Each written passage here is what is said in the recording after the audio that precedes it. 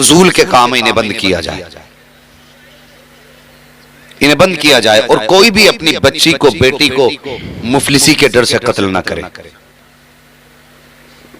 ये जो तजर्बाकार लोग हैं अच्छी तरह जानते हैं कि जब बेटियां जवान होती हैं बाप को फिक्र जरूर लगती है कि मेरी बेटी रुखसत कैसे होगी। रिश्ता हो जाए तो बाप टेंशन में आ जाता है कि इसकी बारात का इंतजाम, ये जहेज कैसे करना है। जब शादी हो जाए फिर उससे पूछो, वो कहता पता ही नहीं चला कि निकाह कैसे हो गया। ये सारे इंतजामात रब करता है। कभी भी बेटी से ये सोच के नफरत ना करना कि ये हमारी जायदाद लेके जाएगी, हमारा माल लेके जाएगी। हमेशा बेटियों को प्यार दो। ओ यार, ये 18 साल की मेहमान है, 18 साल की मेहमान है। 18 साल के बाद ये फिर नहीं आनी है, फिर ये अपने घर चली जाएंगे। तुम्हारे साथ इनके 18 साल जो गुजरने हैं ये मोहब्बत से गुजारे, नफरतें कायम न करें। और बेटियों को भी तालीम करें, बेटी हमने सूखे लुकमे खाए हैं लेकिन कभी तुम्हें नंगे सर घर से बाहर निकलने पे मजबूर न किया। हमने लोगों की मजदूरियां की हैं लेकिन कभी तुमसे किसी के घर में बर्तन नहीं धुलवाए। 18 साल हमारे घर में तुमने सुख की सांस ली है। बेटी, कभी जिंदगी में ऐसा कदम न उठा देना जिसकी वजह से तुम्हारा बाप सोसाइटी में किसी को अपना चेहरा न दिखा सके। ये भी बेटियों को तालीम दो, बेटियों को ये तरबियत करो उनकी। अभी कल की न्यूज है जो केरला के अंदर हुआ, बच्चियों को, नकाब वाली बच्चियों को स्कूल के अंदर जाने नहीं दिया गया। उसकी वजह क्या थी? आरएस के गुंडे, भगवाधारी जो उसके अंदर स्टूडेंट थे, उन्होंने इस बात के लेकर के एहतजाज किया कि जो बच्चियां नकाब पहन के मदरसे में आती हैं, स्कूल में आती हैं, उन बच्चियों की एंट्री बंद की जाए। जबकि किसी भी कानून के अंदर कहीं भी ये नहीं लिखा है कि कोई भी बच्ची स्कूल के अंदर बेनकाब जा सकती है, नहीं जा सकती, नकाब पहन के दाखिल नहीं हो सकती। किसी कानून की किसी किताब में ये नहीं है। लेकिन आज तुम सोच रहे हो ये आतंक है, ये हमारी बेटियों को बेआबरू करने का निशाना बनाया जा रहा है। ये वो लोग हैं जिनकी अपनी नंगी घूम रही हैं और ये चाहते हैं इनकी इज्जत से क्यों रह रही है। जी, ये दुश्मनों की सोच और प्लानिंग है कि मुसलमानों को बेपर्दा किया जाए। इनकी बेटियों को बेपर्दा करके रोडों पे लाओ। हम जानते हैं इज्जतें उन्हीं की लुटती हैं जो अपने जिस्मों की नुमाइशें किया करती हैं। कोई तारीख ऐसी नहीं दिखा सकते जो किसी पर्दा करने वाली बेटी की आबरू लूटी गई हो। ये हमारी तुम्हारी बेटियों को नंगा करने पे लगे हैं। अब तेरी मेरी जिम्मेदारी हम बेटियों को पर्दे में लाएं। सिर्फ जलसे में सर हिलाने से काम नहीं चलेगा। जाओ मैरिज हॉल में चले जाओ, हाँ किसी भी मैरिज हॉल में चले जाओ, जाके तमाशे देखो। खाना खाने की हिम्मत तो क्या यार, रुकने हिम्मत नहीं होती। ये तेरे मेरे घर की कहानी है। और रिश्ता करने जा रहा तो पूछ रहा डिग्री कौन सी है लड़की के पास, है में किया कि नहीं, हाई स्कूल है कि नहीं। अगर किसी गरीब बच्ची ने कुरान सही पढ़ लिया है और उसे इंग्लिश की कोई, हिंदी की कोई डिग्री उसके पास नहीं, तो ये कह के छोड़ देते नहीं वो तो कुछ पढ़ी हुई नहीं है। और जिसे कुरान आता वो कुछ नहीं, जिसे कुरान नहीं आता, हिंदी इंग्लिश आती है, वो सब कुछ हो गई। ये हमारी अक्लें हैं। हम कौन सी कौम को, हम कौन सी नस्ल देना चाह रहे हैं, कभी ख्याल किया? और बहुत बड़ी बात कहने लगा हूं, बेटों की पढ़ाई पे हम 10 लाख खर्च करते हैं, बेटियों पे 5000 खर्च करने तैयार नहीं। सोच क्या है? कहते हैं बेटी पर आया धन है, इसे पढ़ा के मिलेगा क्या। ये सोच के बेटी नहीं पढ़ाई कि ये पराया धन है। और बेटों पे इसलिए पैसा लगाया गया कि ये बुढ़ापे का सहारा है। सुन, अगर बेटा बुढ़ापे का सहारा है तो बेटी आखिरत का सहारा होती है। सुभान अल्लाह। इन्हें पराया धन समझ के नजरअंदाज न कर। पूरी जिंदगी बेटी तन्हाई में गुजार गई। घर वाले कहते रहे कि ये पराए घर जानी है, और ससुराल वालों ने कहा ये पराए घर से आई है। इसे अपना किसने कहा? कहा किसी ने अपना इसे? पूरी जिंदगी बेटी एहसास कमतरी का शिकार रही, कोई इसे अपना कहने वाला नहीं मिला। अगर ससुराल में नुकसान हुआ तो तेरे बाप ने दिया है क्या? घर में नुकसान हुआ तो बाप ने कह दिया तुझे क्या, तू तो तोड़ के पराए घर चली जाएगी। और यार कभी तो कोई से सीने से लगाने वाला होता। खुदा की कसम बेटी को सीने लगाया मेरे हुजूर ने। और उस दौर में लगाया जब बेटी को कत्ल करने पे फख्र करते थे। हुजूर ने फातिमा को सीने से लगा के कहा था, लोगों तुम बेटियों को कत्ल करने पे फख्र करते हो, आज मैं ऐलान करता हूं मेरी फातिमा मेरे जिगर का टुकड़ा है। सुभान अल्लाह, सुभान अल्लाह। हुजूर की सुन्नत समझ के बेटी को जिगर का टुकड़ा कह लिया कर। हाँ, हुजूर की सुन्नत समझ के बेटी को सीने से लगा लिया कर। और खुदा की कसम समझ कभी बेटी को, ये बहुत बड़ी बात करने लगा हूं, जिनके आंगन में बेटियां हैं, अक्सर तुम देखना अगर किसी के आंगन में 8 बेटे हों और बेटी ना हो ना, तो वो घर कब्रिस्तान लगता है। और घर में बेटा कोई ना हो, सिर्फ एक बेटी हो, तो पूरा घर चमन लगा करता है। बेटी के कदमों की बरकत ही अलग है। और जो परदेश से सफर करके आने वाले लोग, जो मजदूरी करके आने वाले लोग मेरी बात सुनेंगे और तस्दीक करेंगे, तुम कितने भी थक के आ जाओ, तुम्हारे घर के अंदर अगर 1 साल की बच्ची है, 2 साल की बच्ची है, 6 महीने की बच्ची क्यों ना हो, जब वो तुम्हारे सीने पे आके लेटा करती है, खुदा की कसम सारी थकन का एहसास दूर हो जाया करता है। ये बेटी के अल्लाह ने कदमों में बरकत रखी है। आज उसी बेटी को नजरअंदाज किया जा रहा है। कल भी बेटी मारी जा रही थी, आज भी बेटी मारी जा रही है। फर्क इतना है, कल पैदा होने के बाद बेटियां मारी जा रही थी, आज पैदा होने से पहले बेटी मारी जा रही है। कल जिंदा दरगोर की जाती थी, आज जवानी में बेटियां कत्ल की जा रही हैं। और तुम्हें खुदा का वास्ता, अगर जिंदगी दे नहीं सकते हो तो तुम्हें जिंदगी लेने का अधिकार भी नहीं है। अगर तुम किसी की जान डाल नहीं सकते हो तो जान तुम्हें छीनने का हक भी नहीं है। बेटी को बेटी की निगाह से देखा करो, यह तो बरकत का सबब होती है, यह तो रहमत का सबब होती है। अगर ये ना हो तो जिंदगी उदास है। पूछ उस भाई से बहन के बगैर जिंदगी कैसी गुजरती है। पूछ उस बाप से जिसके सामने बेटी ना हो,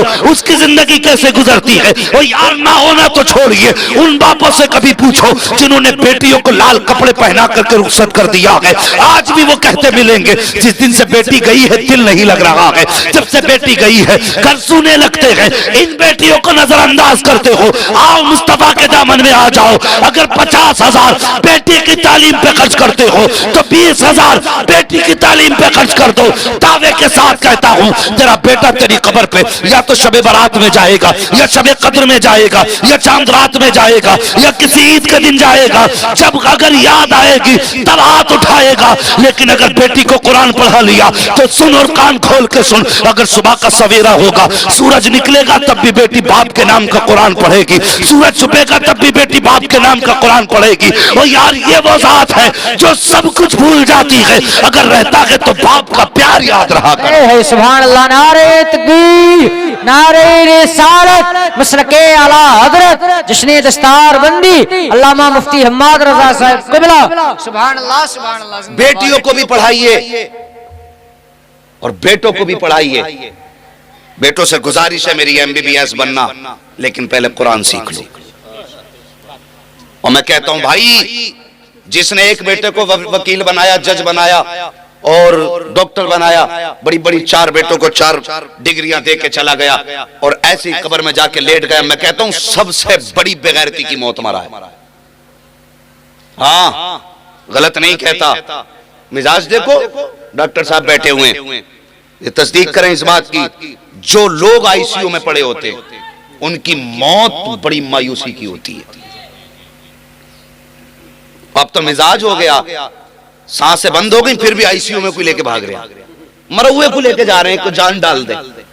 ओ भाई मैं एक बात कहता हूं, अगर लगे ना कि ये बचने वाला नहीं है तो ICU में लेके ना जा, अपने घर में लेटा ले।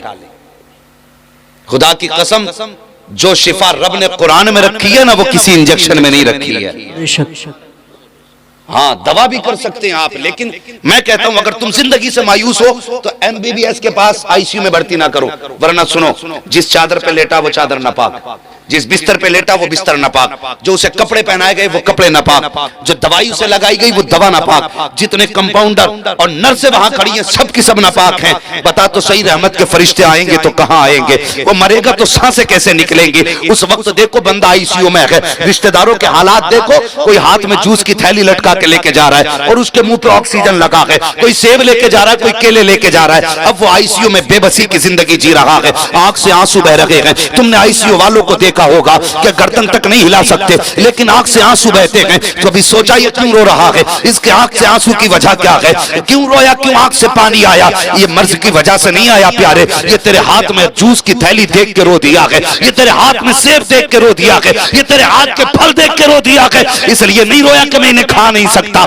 इसलिए नहीं रोया कि मैं इन्हें पी नहीं सकता, ये इसलिए रोया है काश कोई इनमें से फल की जगह मेरे लिए कुरान की तिलावत लेके आ जाता, कोई इनमें से जूस की जगह सूरह यासीन का तोहफा लेके आ जाता, काश कोई इनमें से केलों की जगह मेरे लिए सूरह मुल्क लेके आ जाता। वो कहता है काश अगर ऐसा हो जाता, ये कुरान लेके आ जाते, अगर सुख से जी नहीं सकता था, कम से कम सुकून से इज्जत की मौत तो मर सकता था। सुभान अल्लाह, जिंदाबाद जिंदाबाद। खुदारा अपने घर में कुरान का एक पौधा लगा लो, एक पौधा कुरान का लगा लो। ये कोई नर्सरी में पौधा नहीं मिलेगा। मौलवी साहब से पूछेंगे कुरान वाला पौधा कौन सा था? कुरान के पौधे से मुराद ये अपने कम से कम एक बेटे को कुरान का कारी बना लो, ताकि तुम बेबसी की मौत न मर सको, मायूसी की मौत न मर सको। जब तुम्हारी सांसें अटकने लगे तो कोई इमाम साहब को तलाश करने ना भागे, मोहल्ले के हाफिज को तलाश न करे। सांसें तेरी अटकने लगे, बेटा आके के अब्बा उदास ना हो, जो कुरान तूने सिखाया था इसी दिन के लिए सिखाया था, परेशान क्यों होता है? तलाश की जरूरत नहीं है। अब्बा जी तेरा बेटा कुरान पढ़ के सुनाएगा। अल्लाह अकबर। जब इस शान से बेटे कुरान पढ़ते हैं ना, फिर जिंदगी देखो, बाप बेबसी की मौत नहीं पड़ता मरता, बल्कि इधर बेटे के लब पे कुरान होता है, उधर उसके जिस्म से आसानी से जान निकल जाया करती है। सुभान अल्लाह, सुभान अल्लाह। और एक बात और कह दूं, ये देखने में छोटे मोटे लग रहे हैं आपको, और कभी ये मत सोचना सिंगल पिस्टन का आदमी है तो काम भी सिंगल ही करेगा। हाँ, हमारे ही जैसे हैं, हम इनके जैसे हैं, हम भी कोई 30 मार्फा नहीं है। मगर सुने मेरी बातें बड़ी जिम्मेदारी के साथ कह रहा हूं। एक मिजाज है खुदारा, पूरी दुनिया लगी है मदरसों को बंद करने पे, पूरी दुनिया लगी है। ये कोरोना परोना जो चल रहा है ना, ये सिर्फ एक खेल है दुनिया को जाहिल बनाने का। हाँ, जिसे मरना उसे मरना है। हम मोमिन हैं, हमारा अकीदा मौत अपने वक्त से ना एक लम्हा पहले आ सकती है ना एक लम्हा बाद में आ सकती है। जिसकी रब ने जैसे लिख दी वैसे ही आनी है। किसी ने हजरत अली से कहा था, अली अमीरुल मोमिनीन हो, तुम्हारे इतने सारे दुश्मन भी हैं, अपने साथ 8-10 जवानों का दस्ता तो रखा करें। कहा किस लिए? कि ताकि वो आपके दुश्मनों से हिफाजत करे। का दुश्मन घेर लेंगे तो क्या होगा, मार देंगे। कहा जी, फरमाने लगे जब तक वक्त नहीं आएगा अली की हिफाजत खुद अली की मौत करेगी। सुभान अल्लाह, सुभान अल्लाह। हाँ, जब तक वक्त नहीं आएगा मौत खुद हमारी हिफाजत करती है। जब वक्त आता है तो फिर बंदा 7 तालों में बंद हो जाए तो बचेगा नहीं? बोलो बचेगा नहीं? नहीं बचेगा। गाड़ी लेने जाते हैं, कहते हैं एयरबैग कितने हैं इसमें? क्यों? कि गिरेगी तो मरेंगे ना। अच्छा, एयरबैग बचा लेंगे। कुरान तो कहता 7 तालों में भी बंद हो जाओ तब भी मौत तुम्हें तलाश कर लेगा।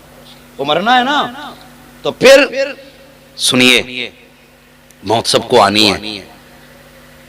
इंतकाल होता है, कहते साहब फला साहब को बुलाओ नमाज जनाजा के लिए, फला साहब को बुलाओ नमाज जनाजा के लिए। अकीदत है आपकी, आपने किसी को भी आवाज दे दी। लेकिन सच बताओ, बात कड़वी है लेकिन सच्ची है। आपने मुझे बुलाया, मैंने नमाज जनाजा पढ़ा दी, मैं आया, मैंने यूं ही पढ़ाई और चला गया।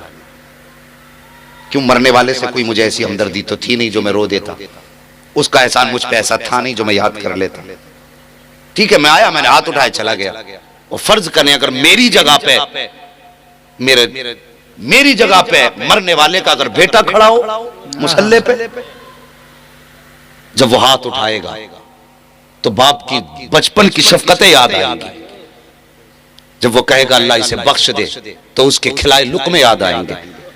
इधर हाथ उठेंगे, आंख के आंसू के 2 कतरे निकलेंगे। और सुन, वो इतना करीम है, वो इतना करीम है कि अगर राजी ना हो तो पहाड़ बराबर सोना दे दो तब भी राजी नहीं होता, और अगर वो मानने पे आ जाए तो 2 आंसू गिरा दे तो बड़ी आसानी से मान जाए। सुभान अल्लाह।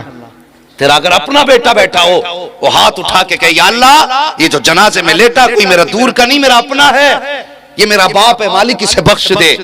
खुदा की कसम, जो दर्द बेटे के लहजे में होगा वो दर्द मेरे लहजे में नहीं होगा। जो असर बेटे की आवाज में होगा वो असर मुफ्ती साहब की आवाज में नहीं होगा। इसलिए कम से कम बेटे को एक को कुरान का कारी बना लो, ताकि तुम्हारी नमाज जनाजा कोई अजनबी ना पढ़ाए, तेरा अपना बेटा पढ़ाए। और आज सोसाइटी को देखो साहिब, आज तो बेटा इतना बेगैरत है कि उसे बाप के जनाजे में खड़े होने तक की तौफीक नहीं है। जब इजाजत की बारी आती है, कहते कहां है बेटा, तो वो किनारे पे खड़े होकर बाहर से कहता पढ़ाइए जी नमाज। क्यों? तू नमाज में शामिल नहीं हो सकता? कि मेरे कपड़े दुरुस्त नहीं है। और तू कितना कम नसीब है, तुझे बाप की नमाज जनाजा ना मिल सकी। तू कितना बदबख्त है जो बाप के जनाजे में शामिल ना हो सका। और खुदा की कसम, मैं दावे के साथ कहता हूं, जिस घर के अंदर एक कुरान का कारी होता है वो पूरा घर आफत और मुसीबतों से महफूज हो जाया है। सुभान अल्लाह, सुभान अल्लाह, जिंदाबाद जिंदाबाद। बहुत अच्छे। कुरान का कारी। और एक बात और कह के बात खत्म कर लूं मैं, वक्त काफी हो चुका है, सर्दी भी बहुत है,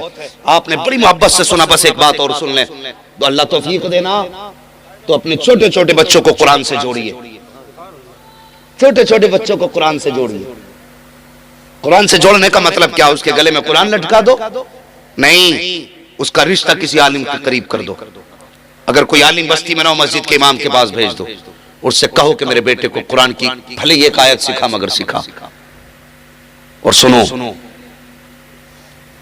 मैं ये बात भी अक्सर कहता हूं, अगर आपका 5 साल का बच्चा है और इमाम साहब ने उसे सूरह फातिहा सिखा दी है, या सिर्फ बिस्मिल्लाह सिखा दी, बाकी छोड़ दो, सिर्फ बिस्मिल्लाह सिखा दी, आपके जनाजे में हजारों आएंगे, लाखों लोग भी हो सकते हैं आपके जनाजे में।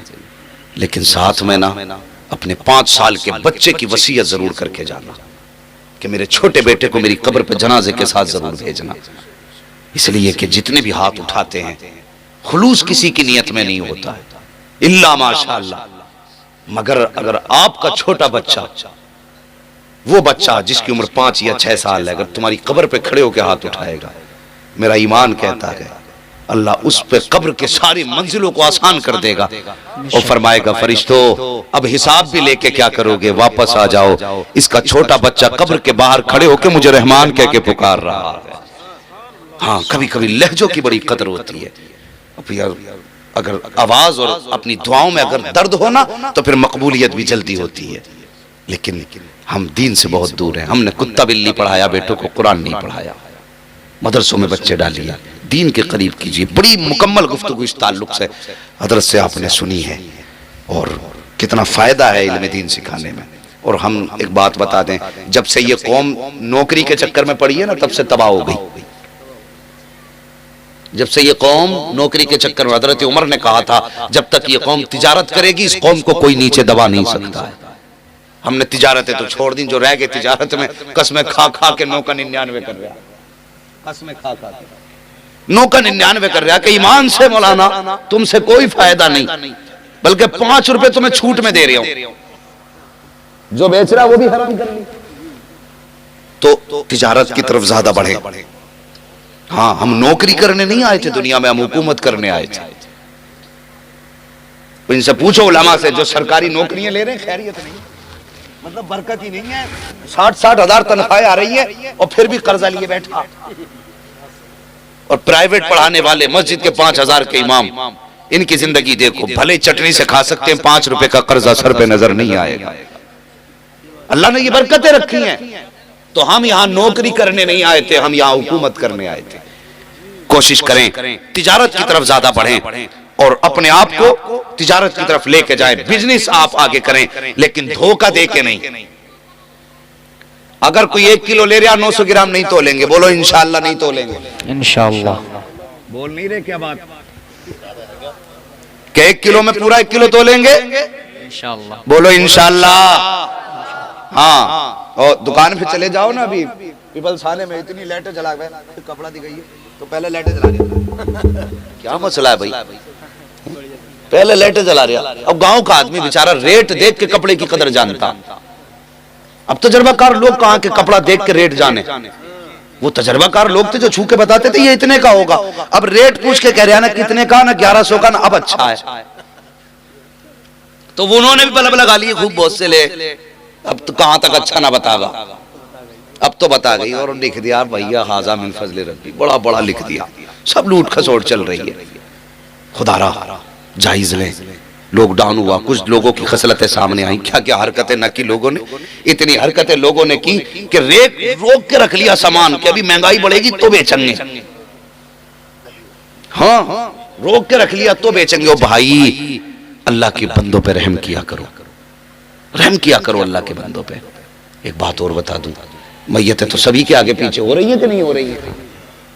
हो रही है। नहीं कोई ऐसा घर है तुम्हारे गांव में जिसमें से कभी जनाजा ही ना उठाओ है? यही ना कहे कोई कहे मैंने अभी बनाया 6 महीने में कोई ना मरा अभी तक। 6 महीने पहले का घर पूछ लूंगा फिर। हर घर से कोई ना कोई जनाजा उठा है। हमारी कौम का हाल देखो, जैसी अब्बा मरे ये भागा पिपल खाने को, टोपी वालों की दुकान पे पेटी दे दो। क्या करेगा अब्बा? खत्म हो गए, क्या करेगा? मस्जिद में रखनी है जाके, हैं? लिख दिया अब्बा का नाम उस पे। क्यों लिख गया भाई? ताकि कोई पढ़े, इसका सवाब अब्बा को मिले। कभी मस्जिद में जाके देखो, इतनी पेटियां रखी हैं कि रखे रखे गल गई। आज भी पेटी लिए जा रहा, मुसल्ले की जगह कम पड़ गई, पेटियां भर गई। पेटी पेटी पेटी पेटी। कितने कुरान ऐसे हैं कि जिनको रखे रखे महीने गुजर गए, कोई खोलने वाला नहीं है। कितनी पेटियों को सालों साल गुजर गए, आज कोई खोलने वाला नहीं है। इस नियत से जाके रखी थी पेटी ताकि कोई पढ़ेगा उसका सवाब अब्बा को मिलेगा। और भाई, अगर सवाब ही पहुंचाना चाहता है तो इसाले सवाब का सबसे आसान तरीका यह है कि अगर तेरे घर के अंदर कोई मैयत पड़ी है, बाप को दफन करके आ, सीधा मदरसे के मोहतमिम के पास आ और उससे आके पूछ, बता कुरान पढ़ने वाले कहाँ बैठ के पढ़ा करते हैं? जिस जगह बैठ कर ये पढ़ने वाले पढ़ा करते हैं उस जगह को अपनी आंखों से जाके देख। अगर पंखे का इंतजाम ना हो तो बाप के इसाले सवाब के लिए एक पंखा लगवा दे। अगर ये पानी नल का पीते हैं, गर्मी में फ्रिज का इंतजाम ना हो तो बाप के इसाले सवाब के लिए एक फ्रिज का इंतजाम कर दे। अगर तूने देखा बच्चों को जाकर के कि सर्दी के मौसम में ठंडे बिस्तर पे बैठ के पढ़ रहे हैं, बाप के इसाले सवाब के लिए गर्म गद्दा ला करके दे दे। किसी बच्चे को गर्म रजाई का इंतजाम कर दे। और तू ये समझता है कि कुरान की पेटी मस्जिद में पहुंचा दोगे, बाप की बख्शिश के लिए काफी होगा। सवाब तभी मिलेगा जब कोई पढ़ेगा। रखे रखे सवाब नहीं मिलता। मेरे कहने को मानना, अगर इंतकाल बाप का हो जाए, मदरसे में पंखा लगवा, पानी का इंतजाम कर, बच्चों के बिस्तर का इंतजाम कर, इनके खाने का इंतजाम कर। खुदा की कसम, गर्मी का मौसम आएगा, कुरान पढ़ने वाला कुरान लेके बैठेगा, इधर पंखा घूमेगा, ठंडी हवा तालिब इल्म के बदन को लगेगी, इधर इसका जिस्म ठंडा होगा। कोई दुआ करे ना करे, इधर तालिब इल्म को सुकून मिलेगा, उधर कब्र में अब्बा खुदा तेरे बाप की रूह को ठंडक अता फरमा दे। सुभान अल्लाह, सुभान अल्लाह, जिंदाबाद जिंदाबाद। काम करके जाओ अपने जीते जी, ताकि कोई दुआ करे ना करे तुम्हारे सवाब के रास्ते खुल जाए। बेशक भेड़ की चाल ना चलो, जिधर कोई एक चल दिया उधर कोई सब चल दिए। अल्लाह माफ करे, मैं उस कौम के सामने बैठा हूं, उस कौम के सामने बैठा हूं जिसके तीजे 40 में 6 भगोने बिरयानी के बन रहे हैं और नारे लग रहे मसला के आला हज़रत जिंदाबाद। बदनाम कर दिया हमने मसला के आला हज़रत को। 8-8 भगोने हैं। कुछ प्रधान तो इसी काम के रह गए कि वह ढूंढते कोई मरा तो जाके कुर्सी डाल के बैठ गए कि हमसे अच्छा हिसाब कोई जानता ही नहीं है, कितने चावलों में कितने खाएंगे। तो ये प्रधानी जेब में रख, शादी ब्याह में बता, अच्छा लगेगा। और मैयत में आके बिरयानी का हिसाब ना लगा। कितने लोग इतनी बेबसी की मौत मरे हैं कि उन्हें एक एक वक्त की दवा ना मिल सकी। कहते हैं हमें गरीबी दिखाई नहीं देते दुनिया में, और कभी गरीबों की फिक्र कर तो गरीब दिखाई देंगे। कभी अस्पताल जाके देख के लोग हॉस्पिटलों के दरवाजों पे बैठे हैं, पैसे के इंतजार में। कोई लेके आएगा हम अपना एक्सरा कराएंगे, कोई लेके आएगा हम चेकअप कराएंगे। और यार हो सकता है तूने 4 भगोने बिरयानी के बनाए हैं, एक भगोने के पैसे अगर किसी के चेकअप में लग जाते तो तेरे 2000 से हो सकता है किसी की जान बच जाती, किसी की जिंदगी बेहतर हो जाती। खुदारा पैसों का सही इस्तेमाल किया करो, जायज जगह खत्म किया करो। उस कौम का क्या कहना है जो कौम आई खा के गई, मुंह में तीली डाली, नाक तक भर के खाया, फिर खा के कह दिया नमक तेज था। उसके लिए बिरयानी तुमने बनाई है। जिसने नाक तक भर के कहा सब कुछ ठीक तो था लेकिन चावल थोड़ा मोटा लेकर के आया, काश गोश्त उस हिस्से का होता, सीने की हड्डी नहीं मिली, फला जगह की रोटी नहीं मिली। उसके लिए तुम फजूल के खर्च कर रहे हो जो खा के तेरे खाने में ऐब निकाला करते हैं। और यार अगर सवाब ही कमाना चाहते थे तो उस पैसे को उठाते, किसी बेवा की बेटी की गोद में जाकर डाल देते, वो यार उस पैसे से बेवा की बेटी का घर आबाद हो जाता, खुदा मरने के बाद तुझे जन्नत में महल अता फरमा दे। सुभान अल्लाह, सुभान अल्लाह। नारे तकबीर, नारे रिसालत, उलमाए अहले सुन्नत, जिसने दस्तार बंदी, नारे तकबीर, नारे रिसालत। हाँ भाई, पैसे का सही इस्तेमाल करेंगे इंशाअल्लाह। इंशाअल्लाह। बोलो, तुम्हारे गांव में कबड्डी बड़ी डट के होती है, होती है कि नहीं? हम तमाशों में सबसे आगे हैं।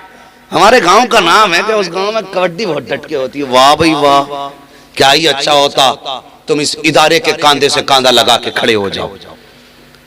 और सुनो, खुदा की कसम, सिर्फ मैं नहीं, फरिश्ते सलाम करेंगे जिस दिन कोई ये कहेगा कि हम उस गांव से आ रहे हैं जिस गांव में अल्लाह ने इस साल 10 हाफिज कुरान अता किए हैं। सुभान अल्लाह। फरिश्ते भी सलाम करने आएंगे तुम्हें। कोई यूं ही दौलत नहीं है कुरान की। बहुत बड़ी बात हजरत ने कही कि आम फरिश्तों को इजाजत भी नहीं है कुरान पढ़ने की। ये तेरा नसीब नहीं कि तुझे कुरान पढ़ने की इजाजत दे दी गई।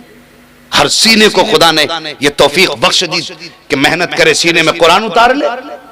ये तेरा नसीब नहीं है, ये मुकद्दर की बातें हैं। ये सब कुछ होते हुए भी हम लाइल में कुरान से दूर हैं। ओ यार, एक ही किताब हमारे पास है कुरान। अगर यही नहीं पढ़ी तो फिर दुनिया में आए क्या करने थे? कुत्ता बिल्ली पढ़ने आए थे? और कुरान पढ़ो, उम्र कोई भी हो, कुरान के करीब हो जाओ, दीन के करीब हो जाओ। बड़ी बड़ी कुर्बानियां लोगों ने पेश की हैं कुरान के लिए। हमारा तो कुछ भी नहीं लगा भाई, कुछ भी नहीं लगा है। मुसलमान के घर में पैदा हो गए, इमाम साहब ने कान में अजान पढ़ दी, मुबारक हो, हुजूर का उम्मती बन के पैदा हो गया है। थोड़ा सा होश संभाला, अम्मा ने टोपी उड़ा दी, और होश संभाला, गोटी खाने सीख गए। जिस दिन से गोश्त खाना सीख गए, समझ लो उस दिन से पूरे मुसलमान हो गए हैं, पूरे मुसलमान हो गए। हड्डी चबा लेता बेटा, पक्का मुसलमान। ये नहीं, सूखी रोटी भी खानी पड़े तो खाओ, लेकिन बच्चों को कुरान सिखाओ, बच्चों को दीन सिखाओ, ताकि बेबसी की मौत ना मरो, सुकून की मौत मरो, इज्जत की मौत मरो। जनाजा तुम्हारा हो, नमाज पढ़ाने वाला तुम्हारा बेटा हो, कब्र तुम्हारी हो। हैं आज वो फैशन चल गया, 4 ला के रख दिए कि 3 दिन तक तुझे लगातार अब्बा की कब्र पे कुरान पढ़ाना है। चाहे अब्बा गरीब की जमीन खा के आया है और उसकी कब्र पे कुरान खानी हो रही है। ठेका लिए बैठे, 3 दिन पढ़वा दो, बख्शा ही जाएगा। बेटे, हलक में हाथ डाल के निकाल लिया जाएगा जो खा के गया है। जमीन छोड़, 1 रुपया भी खा गया है तो जब तक उसका हिसाब नहीं हो सकता, जन्नत जा ही नहीं सकता। किसी का हक ना खाइए, मैंने पहले कहा था, जायज खाइए। बड़ी बड़ी कीमतें लोगों ने चुकाई हैं। हजरत मुसअब बिन उमैर तारीख में बहुत बड़ा नाम है। छोटे से थे, 2 भाई थे और यतीम थे, बाप का इंतकाल हो गया था। लेकिन इतनी बड़ी माँ के बेटे थे ना कि जिस गली से गुजर जाते थे उस गली को सूंघ के लोग बताते थे कि यहां से मुसअब बिन उमैर गुजर के गया। इतनी शान वाली माँ के बेटे थे, इतने पैसे वाली के कि वहां खुशबू हर किसी का नसीब नहीं थी। पैसे वालों को खुशबू मिलती थी और ये खुशबू लगाते नहीं थे, खुशबू में नहाया करते थे। इतनी दौलत वाली माँ के बेटे। लेकिन एक दिन इश्क हुजूर से हो गया। जब हुजूर से इश्क हुआ ना तो बैठे हुए बात चल रही थी, तो भाई के सामने बात आ गई। तो उसने कहा, नहीं तू ये ना कर, उनसे प्यार ना कर। मुसअब बिन उमैर कहने लगे, क्या करूं, मैं तो दिल ही उन्हें दे बैठा। अच्छा, दोनों में उसने कहा, सुन, अगर तू प्यार करेगा ना तो तेरी जायदाद का हिस्सा तुझे नहीं मिलेगा, उन्हें छोड़ दे, वरना मैं तेरे हिस्से की भी खुद ले लूंगा जमीन। मुसअब बिन उमैर मुस्कुरा के बचपन में कहने लगे, भाई अगर ये बात है तो कहने लगे, सुन, तू मेरे नबी का कलमा पढ़ ले, अपने हिस्से की मैं तुझे खुद ही दे दूंगा। सुभान अल्लाह, सुभान। अपने हिस्से की मैं तुझे दे दूंगा। दोनों भाइयों में आपस में तू में चल रही थी। इतने में माँ आ गई। मुसअब बिन उमैर छोटे थे, सोचने लगे, माँ तो मुझसे प्यार करती है ना, फिर मेरी कहेगी माँ बात। तो बातें होने लगी। माँ ने कहा, बात क्या है? कहा, माँ ये बात है। माँ ने फिर प्यार नहीं देखा। माँ कहने लगी, नहीं, अगर तू उससे प्यार करेगा जो जादूगर है, उसके बहकामे में आएगा, जो लोगों को जादू से अपना बना रहा है, तो फिर जो बेटा इसने कहा वही सच है, तुझे कुछ नहीं मिलेगा। कहने लगा, माँ फिर जा दौलत भी मैंने छोड़ दी। माँ ने कहा, नहीं, फिर अब तो तू कपड़े भी उतार दे। जब माँ ने कपड़े उतरवाए, मुसअब बिन उमैर ने अपनी बहन की तरफ देखा, कहने लगे बहन कोई टाट हो तो वही लाके दे दे जिससे मैं सतर छुपा सकूं। अल्लाह अकबर, बहन बहन होती है। उसने वो जिसके अंदर सामान रखा जाता था बांध के, ऐसा टाट लाके दिया। हज़रत मुसअब बिन उमैर ने वो लपेटा और लपेट के सीधा रुख किया, हुजूर की खिदमत में गए और पूरी जिंदगी फिर हुजूर के साथ गुजारी। इतनी बड़ी शान वाली माँ का बेटा, जानते हो इतनी दौलत वाली माँ का बेटा, जब आप उहद में शहीद हुए थे तो उस वक्त भी आपके बदन पे कई कई पैबंद लगे थे कपड़ों में, और इस बेबस इस गुर्बत के आलम में आपने विशाल फरमाया। लेकिन खुदा की कसम, हुजूर की बारगाह में दौलत नहीं देखी जाती, दिल देखा जाता है, दिल देखा जाता है। जब मुसअब बिन उमैर जंगे उहद में शहीद हुए, उस वक्त आपके हाथ में झंडा था। एक जालिम ने आपका बाजू काटा ना, तो आपने दूसरे हाथ में झंडा पकड़ा। फिर जब दूसरा बाजू काटा, दांतों तले आपने दबा दिया। मुअर्रिखीन लिखते हैं जब आप शहीद हुए थे, इस हाल में शहीद हुए थे कि वो झंडा मुसअब बिन उमैर के दांतों के तले उस वक्त भी दबा हुआ मौजूद था। सुभान अल्लाह। ये कुर्बानियां थी। और अल्लाह अकबर, फिर इस्लाम ने गुर्बत के दौर में भी कभी झुकना नहीं सीखा, और इस्लाम के लिए जमीन तंग नहीं हुई गुर्बत के दौर में भी। आज दौलत होते हुए लोग इस्लाम को दबाने की कोशिश कर रहे हैं। हमारी जिम्मेदारी है हम आगे बढ़े। अल्लाह ने दौलत दी है ना, फिर अल्लाह से तिजारत करें। हाँ, हम एक नारा शरीफ का बड़ा प्यारा नारा है, आधी रोटी खाएंगे बच्चों को पढ़ाएंगे। आधी रोटी खाइए, बच्चों को पढ़ाइए। मैं उन बापों से गुजारिश करूंगा जो 10-10 साल के बच्चों से मजदूरियां करवा के 200 रुपए खा के ये सोचते हैं कि हम अमीर हो जाएंगे। ना, इनके मुस्तकबिल को इतना सस्ता ना समझो। 200 रुपए में ना बेचो, 200 रुपए में ना बेचो। तू अगर 10,000 महीने के बच्चे से कमवा भी लेगा तो मरने के बाद ना तेरी कब्र पे ये ठोकर मार के कहेगा, काश तूने कमाई ना कराई होती, हमारे हाथ में कलम दे दिया होता। आप लायक बाप बनिए। सिर्फ औलाद की जिम्मेदारी नहीं है अब्बा की जूतियां उठाए, अब्बा की भी जिम्मेदारी है कि औलाद को किसी लायक बनाए। हाँ, अब्बा ऐसी रिवायत सुनाते जिसमें अब्बा सिर पे ही चढ़ जा, तो चढ़ा दिया अब्बा सर पे, अब वो गला काट रहा है, ऐसे छुरी लिए बैठा अब्बा भी। ओ भाई, ओ अब्बा, तुझसे भी हिसाब होगा, सिर्फ बेटे से नहीं, तुझसे भी हिसाब होगा। तूने कहां कहां बच्चों के साथ इंसाफ किया। खुदा मेहरबानी करें, आप अपनी जिम्मेदारी निभाएं, खुद मजदूरी कर लें, लेकिन बच्चों को पढ़ाइए। कौमें वही कामयाब होती हैं जिनके हाथों में कलम होता है। कभी पत्थरों से कोई कामयाब नहीं हुआ, हाथ में बंदूकें और लाठी लेने से कामयाब नहीं हुआ। आज जो तुम देख रहे हो ना दुनिया में माहौल, जो ये लाठी बंदूकें लेके खड़े, एक दिन ये खून के आंसू रोएंगे और इंशाअल्लाह हमारी कौम सबसे आगे नजर आएगी। लेकिन शर्त है हमें पढ़ना होगा। जो पैसे तमाशे, कबड्डी, कव्वालियों पे लुटाते हो, वो पैसे हमें तालीम पे लगा लें। बोलो इंशाअल्लाह। बच्चों की तालीम पे वो पैसा लगाइए। अगर तुम्हारे गांव में कोई होनहार तालिब इल्म में बच्चा है, उसके पास पैसा नहीं है, तो गांव वाले चंदा करके उसे आगे बढ़ाएं, पढ़ाएं, उसके मुस्तकबिल को चमकाएं। अगर गांव का एक बंदा कलम वाला हो गया ना, कम से कम गांव की तो हिफाजत कर सकेगा वो। हर गांव में एक कलम वाला हो तो गांव की हिफाजत होगी, और जब हर घर में कलम वाला होगा, खुदा की कसम पूरी कौम की हिफाजत हो जाएगी। जरूरी है कलम हाथ में लें, आगे बढ़ें। ये मदारिस हमारे हमें आगे बढ़ाने की तलकीन देते हैं। और सुने, ये मत समझना मदरसे वाले इमामतों तक रहते हैं। पूछो मुफ्ती साहब क़िबला से, मौलाना हुस्न आलम साहब क़िबला से, इनसे पूछिए हमारे कितने साथी कुछ यूनिवर्सिटीज के अंदर जो है प्रोफेसर बने हुए, आज लेक्चरार हैं, पढ़ा रहे हैं वो। हाँ, हमारे कुछ साथी प्रोफेसर हैं, लेक्चरार हैं, वहां पे लेक्चर दे रहे हैं, पढ़ा रहे हैं, क्लास अटेंड कर रहे हैं, मदरसों के पढ़े हुए। ये मदरसे बच्चों को ना तो बुज़दिल बनाते हैं और ना ही नाकारा बनाते हैं। जिसने मदरसे में 6 महीने रोटी खा ली ना, फिर भी उसका दिमाग किसी वकील से कम नहीं चलता है। ये उसकी रोटियों की बरकत है। और जिसकी जिंदगी मदरसे में गुजरी होगी, सोचो वो फिर कितनी तरक्की करने वाला होगा। बच्चों को पढ़ाएं, दीन के करीब करें, करेंगे इंशाअल्लाह। कुल हल यस्तविल लदीना यअलमून वल्लदीना ला यअलमून। महबूबा फरमा दीजिए कि जानने वाले और ना जानने वाले बराबर तो हो ही नहीं सकते। तो कभी भी किसी आलिम की बराबरी ना करें, किसी कुरान वाले को छोटा ना समझें। ये ना हमारा बोता तो मार दिया थप्पड़ हाफिज जी के, ना, तुझे पता नहीं बेटे, इसके सीने में वो दौलत है कि सारी दुनिया की दौलत एक पल्ले में रखो, और इसके सीने में जो पूरी दौलत है उसका एक टुकड़ा उठा के दूसरे पल्ले में रखो, तो दुनिया की सारी दौलत मिलकर के इसकी एक आयत का मुकाबला नहीं कर सकती। बेशक, सुभान।